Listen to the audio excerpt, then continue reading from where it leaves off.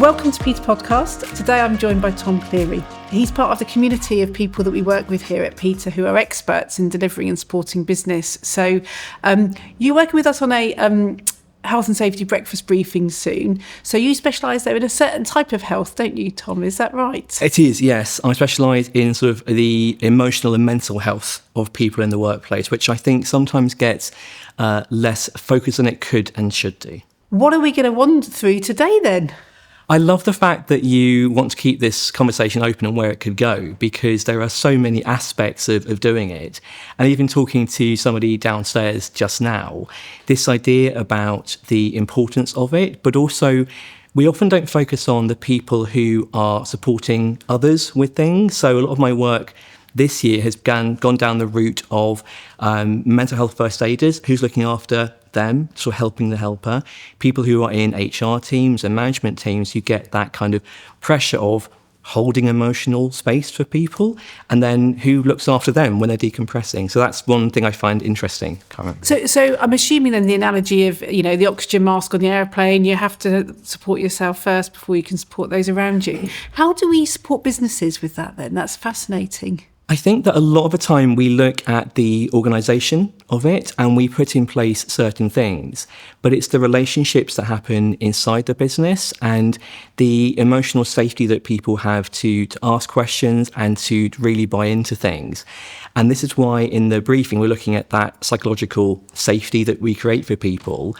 Are people, when they are learning something new, when we're putting in something new into the business, feeling comfortable to actually challenge that and say, no, I don't agree with that, or I don't really understand what that's like. So for me, it takes me a long time to learn anything new. And by the time I'm being shown it 4 or 5 times, I'm like, I should stop asking now. And I can walk away from that not knowing what I should be doing. So that confidence of people genuinely being able to question and understand until they get it, we seem to miss that bit out sometimes, I think. Well, and so here at Peter, we talk a lot about aspiring to learn, so wanting to learn, so breakfast briefings we can learn. But the only way to do it really is to apply it. Yeah. How can we support people then? So just thinking about what you said about asking and asking and asking, how can we get people to safely apply looking after themselves first, then others? It's actually something, again, was happening downstairs. We were talking about this, where sometimes we teach people... So you met some of our team downstairs? I did, sorry, yes, yes, who are lovely, by the way. Good. Always very supportive and very friendly. The atmosphere coming in here really stands out as being a very supportive, very human place to come into, which is, from a training point of view, is a lovely thing to have. We were saying that sometimes we train people in the theory about what it might be like to have conversations or support people and what you should do when you are trying to, debrief yourself from having a heavy conversation. But unless we apply it even in that training space, people go off going, okay, well, I'm meant to do that, but what does that look like? How do I do that? So practically doing those things and having conversation practice in those places, making sure that when we say to people, please do ask questions, that we really remind people of that, or we put in place ways of doing it which apply to different types of people. So some people in a training space, for example, can be really confident and they will happily interrupt and throw a question out there. Some people go, I don't want to take up too much. And even now I'm echoing them, they'll shrink themselves down. I don't want to take up space or be inappropriate or challenge that point. So it's okay, if we're doing it online, we can use private chat with that. We can give post-it notes out and say, please put anonymous notes on something like that. It's just finding ways that people can share and question in their own way. And when we start that off in a training room, they're more likely to start doing it in real life later on as well. And so do you get much feedback on how these things are happening in real life? And tell us about some of your good news stories then and how things have shifted. It's lovely, actually, because I came into this work about 8 years ago. So I've been working with training with groups and education for about 16 years, but I came through a significant burnout about 10 years or so ago, and I wanted to retain the focus on learning and education and supporting people, but doing it in a way which helped people to either avoid what I went through or to come back from it if they were going through that. And so the work I do always has to have I made the world a better place at some point today? Wow. And the lovely thing about my job is, I love this part of my job, is that you hear these stories from people who will say, I was on a course today at lunchtime, I applied that conversation technique with somebody who I realised was having a bit of a bad day, and I then was able to help that person out. And we have bigger versions of that where in some industries I work on, where in construction, for example, we have rates of sort of a really high suicide rate, sadly, and things like that. And we see this positive impact of people going, I now know how to help people, how to reduce that, what signs to look for. And we're talking about genuinely saving people's lives at that point. But also, when we talk about, again, helping the helper, the relief you sometimes see on people in that training room going, oh, that's what I meant to be doing. Or, I always thought I had to do more than that. And that pressure is so high, I can relax a little bit, still do an amazing job of helping people, but not feel I'm going to burn out myself in terms of doing that. So you see these impacts happening sometimes on the same day as doing the training. Wow. So tell us about one of those things that we can all do. Share with us a little technique to help. It's an odd thing because I am massively introverted. I score sort of 97% on introversion scales, which makes my job really odd because... And really hard. You must be exhausted every day. I have to, again, sort of helping the helper, I have to make sure that I put in place things which help me. So running a conference recently, I was running a team of about 8 different trainers.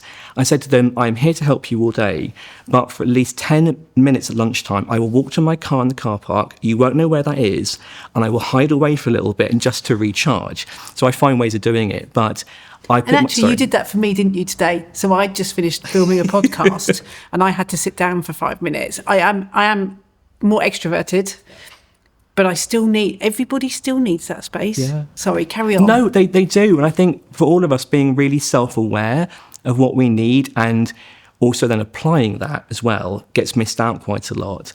But I mentioned introversion because people who are more introverted are often famously, they hate small talk. And yet small talk can make a really big difference to people in these sort of spaces. And the Samaritans ran a really good campaign called something like Small Talk Saves Lives, where just that little element of human connection, when you see somebody maybe is not looking too great, have a sit down with them and just connecting, even down to that very British thing of what the weather is like today. But that moment of somebody sees me, somebody cares enough to interact with me, can often break people's sort of negative cycles there. And it's just that so much of what I do and the work that we look at is down to human connection. And we live in a world where that is sadly degrading quite a lot of the time. The more we have these amazing sort of tech advancements which allow us to communicate and to, in theory, bond together, seem to be isolating us a lot of the time. So actually that real in-person bit of, I see you, I want to know a bit more about you, makes such a big difference. So let's just talk about burnout then, because you've touched on burnout and you've also mentioned that mental health is degrading.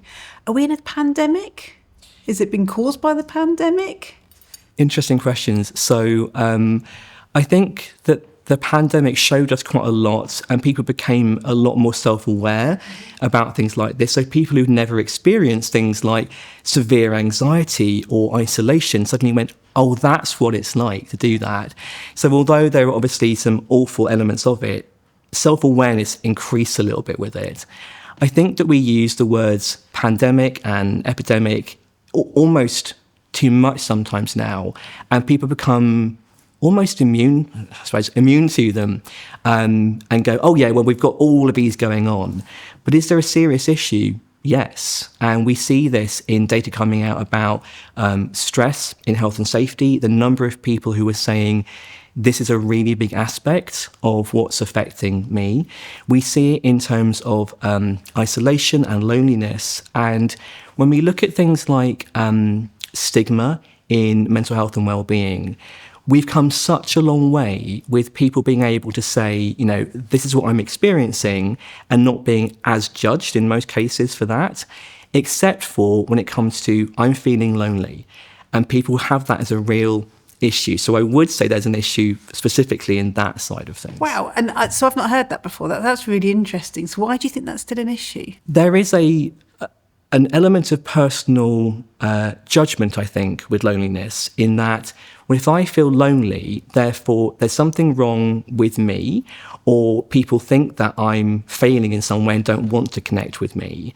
And we don't want to share that with people because as a species, even people like me, I often say I'm a grumpy old hermit. I like my own space. Even people like me need people around us. So if we're saying there's something wrong with me that people don't want to then connect, the risk is us being even more away from the group and being even more isolated. So we don't admit to that feeling. But in most cases, isolation and loneliness is not from a failure of that person. It can be to do with their situation, it can do with the workplace, it can be to do with their community, and the way that our society is moving more and more to that kind of online way of doing things. And interestingly, so I was listening to a podcast, not about this the other day, but about finance actually. And what they were talking about was how most podcasts are delivered in a way where you have the problem and then people come in with the solution. So whilst you were talking through that, I was thinking, so what could we share to help people to deal with this? And we work with lots of businesses, and our community is mostly businesses. So what can we do to help these businesses with their teams and so on? And then I thought, but these are people. This isn't engineering. These are people. And you've also talked through your experience and having burnout, and then you understand more and more self-aware. And in me, that triggered, so how do we can't all, or hopefully we don't have to all have experienced something to be able to support it. And what we don't want is everyone going, well, I can support this because I've had bereavement in my family, because it's different for everybody anyway. So I'm just curious as to what can we help, how can we help people? But I get we haven't got a silver bullet either. You've just named one of the biggest issues that we have in this space. And because so many people are natural problem solvers and fixers, and in certain industries, the measure of success is, I see a problem, I solve it, I move on. We go into that mindset with well-being and mental health. It often doesn't work very well. When we ask people what they want, it's very rarely, I want a solution, I want a problem solve. It's I want somebody to emotionally connect and to be there with me. And they do some amazing work on this, even in film. So in the film Inside Out, a children's film in theory, but a lot of adults love it. They talk about this where you have characters who are trying to fix somebody and make them feel better and how it doesn't work. And somebody just says, that sounds really hard for you. And they show how that one sentence allows the person who's upset to move on. So much of what we tell people to do is to do the opposite of what they're doing in the workplace and try to fix people, and just stop and be there with that person and just listen and not try to fix what is happening. And this idea about empathy, there is a misunderstanding that we have to go through the same thing as somebody to connect. We don't. If we can imagine what it's like for somebody, and imagine what it might be in terms of the emotion for them, that's more than enough to do that. And sometimes people will approach me with something that I will say to them, I'm happy to talk to you, but I will never experience that because biologically sometimes I can't go through that. And they will say things like, but that's why I've chosen you. I don't want somebody who's been through it. I might upset them, or it becomes more about them than me, but I know that you get that level of emotion, and that's why I'm talking to you. So it's that kind of identifying with the depth of emotion, I suppose. And we've got a number of businesses we work with, engineering businesses, still very male-dominated. Yeah. Unfortunately, we're getting there, but, it's going to take time. And so we have got females working in that environment. And so what you're saying is these managers shouldn't be scared to support these young females in that way? Absolutely. And I was with a company recently, last week actually, engineering company, very male-heavy workforce, and we're getting more and more women coming into that. But a lot of them talk to me. So we were talking to a young female graduate recently saying, my team is lovely, they want to support me, but it's all men who are a lot older than me, and I do feel a bit isolated with that. And they are much more conscious of talking about certain things as if they're not supposed to. But we're all always learning, and actually admitting we don't know some things and being curious and open-minded. And if you get something wrong, admitting that and going, okay, so how do I talk about that? How do I phrase certain things? And I'm a huge champion for menopause in the workplace, because I see so many male industries where somebody might mention what they call the M word, and the whole group normally may go, oh, okay. And you go, okay, let's just stop there a moment. Where's that reaction? Oh, that's women's stuff. We're not quite sure if we're meant to talk about it. It's everybody's stuff, because the impact of that on everybody, so on pensions, on finances, on people being in the workplace, on losing amazing people in their roles because they don't feel supported. It's not a female issue, it's an everyone issue.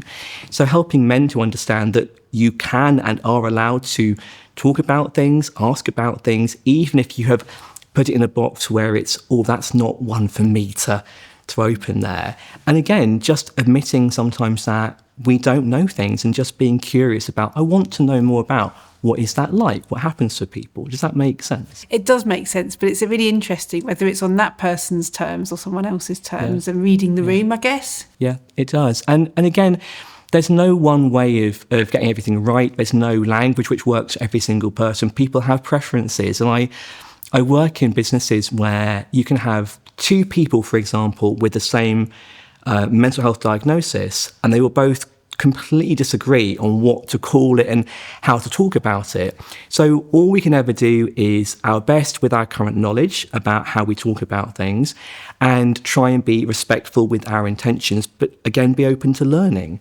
And what I sometimes find is the more senior somebody has got to in their role, the harder they might find that, because they're used to being such an expert and they're used to knowing everything. And that's often why they've got to that point, that having to go, I know nothing about this right now, and I'm having to be led by that person, and to also balance more than one preference in the room, it's really challenging to do that. And so part of what you deliver and do, does this support teams of managers as well? Because, you know, you can, as you say, you can do a training course and talk to individuals, but I'm fascinated how you manage to get teams of managers to work together to resolve this type. Not resolve it, they're never going to resolve it, are they? But to be better at it. Yeah, and actually group work is a passion of mine. So I've been working with groups for about 16 years or so now, and group dynamics and psychology and how we work together really fascinates me. And when you get people in a room, you often go in different directions, and sometimes it's everybody wants to kind of just get on and keep it sort of nice, but it's quite superficial. What often needs to happen is creating a safe enough atmosphere for people to genuinely disagree, to voice what they are talking about, and to feel safe in doing that. And then to ask again, back to asking questions where they don't understand something, in order for the group to, one, to bond properly with that, to get where people are coming from. So often you hear things like, I've worked with you for 15 years, I never knew that about you. Great, well, let's understand more about that. And then think about how those dynamics actually work together and how we are supporting each other. Because each management team, each person has got different strengths and skill sets. And sometimes they almost dismiss those in terms of, well, I'm just good at that listening part. But how are we using that to help each other and helping everybody in that room to use our own skill set? So there's multiple things out there. We've got different people with different colour hats. We've got Lencioni with the, dysfunctions of a team. How do you work with these teams? There are tools that we use in terms of personality profiling, for example. A lot of times I don't use them, and I actually just want people to talk about themselves in their own way. I'm a big believer that sometimes I think being a human being is a really messy experience. And sometimes we try to put that experience into very neat labelled categories. And sometimes that works extremely well and the label is helpful. Other times it can limit things. So I say to people, what I want to do is understand each of you as an individual in this room. And you may well fall into similar personality profiles or similar groups or coloured hats or whatever it might be. But I want to know more about who you are. And we might have 5 people who are the same colour profile who think very differently about a certain aspect of something. So it's down to helping each person, again, to think about what's important to them and voicing that side of it. So all the way through this, we've been talking about not putting people into buckets, I would call it, or categories, because actually we're not linear. We're just a bunch of people trying to do the best we can in a very messy world. Yes. It is messy, and I think if we can embrace that side, especially with things like AI coming in, where it's making it even more important that we lean into those real human characteristics of who we are. The empathy, the not doing or not knowing things, the imperfection behind it. It's really important we lean into the human side of what we're doing. So we've just we finished the podcast and then we end up having a conversation, which we've decided to film. Hey, why not roll with it? So we've come back. Couple of things. Teams then. So I really like to have my team understand they're the experts in each of their roles. So my senior team. So I've got an expert in finance, an expert in operations and so on. And we had a great conversation about that. So tell us about how you work with that. I was saying also it's thinking about what different skill sets they all have. So who is the expert in listening and who's the expert in empathy? And sometimes we make assumptions about things like, well, certain roles like accounting and finance don't have empath in them. They do. So thinking about people knowing their different strengths, I think, in there as well. So that's interesting for the businesses we work with and how they'd be able to use those skills in the business. And actually diversity is really interesting in that space because it's diversity of thought, not just diversity of culture or gender or age, but the thought process, so the skills they bring and the behaviours they bring. Fascinating. Going into a leadership position, following on from those skills, it's a handful of things for me. It's about being confident in who you are and what you bring and being authentic to yourself, not trying to be the person that you think you should be. So the accountant that you think you should be, you are being the human that you are and your skills are in a certain area. And it took me a long time to learn that. And then when I was working for an organisation, a senior leader, and one of the training courses they had was for the level above me. And this was to go and present. So presenting in a leadership role is hard work. It's probably one of the biggest fears that a lot of people have as they head towards leadership. And the person who was supposed to go couldn't. So I got put into a room of white males, age sort of mid-50s, and we were filmed doing a presentation. And I was a bit of a mess. And I think we've all been there. I was a bit of a mess. We then spent 45 minutes polishing and tailoring that presentation and did it again and videoed ourselves and kept that. And actually, when I look back now at that video, I've still got it somewhere. The first one wasn't anywhere near as bad as I thought it was. And the instructor saw something in me. And interestingly, at the end of that session, I was the one that was standing there without the piece of paper, being able to present. And there were people who were more senior than me who were less confident. And that was really liberating because we're just a bunch of human beings. And when I was myself, I was fine. When I was trying to be the same as those other guys, couldn't do it. There's so much in there, and that finding your own voice and not being somebody else is a huge part of it. And my role is weird because I have really high social anxiety, and I was somebody who at university the first time couldn't do presentations at all. And when I had to do one, it was with the help of, with a GP, Valium and beta blockers to kind of stumble my way through it. And going into my first career, I was told very bluntly, well, you're going to have to do talking and presentations if you want to progress. You either get over this enormous fear of that, or you don't, and you just stay where you are. I'm quite stubborn, so I do things like I have a fear of heights, so I did a skydive. Right. Didn't cure it, but I was like, well, I can if I need to. And I trained myself in how to, bit by bit, talk in public. And I do the role I do now in terms of talking to strangers all the time in order to do that. But I have a real empathy for people who are in positions of management or leadership, who, whether it's a presentation or talking to a room for the first time, or having a spotlight on them, how that can feel, the self-doubt that comes into that, the trying to be somebody else. But as you say, when you embrace authentically being you and go, I haven't got to be perfect with this, I can make mistakes, I have the authority in my experience to go, I'm not perfect with that, and that's okay. We can become more human with it, and actually people get liberated and they say, I kind of enjoy. I used to think I'd hate that forevermore. They're still themselves, but actually they get a whole new skill set unlocked. And that, for so many people I work with in leadership, is an enormous boost for them. Thank you. Again, hugely insightful and for sharing something so personal. Thanks, Tom. Thank you very much.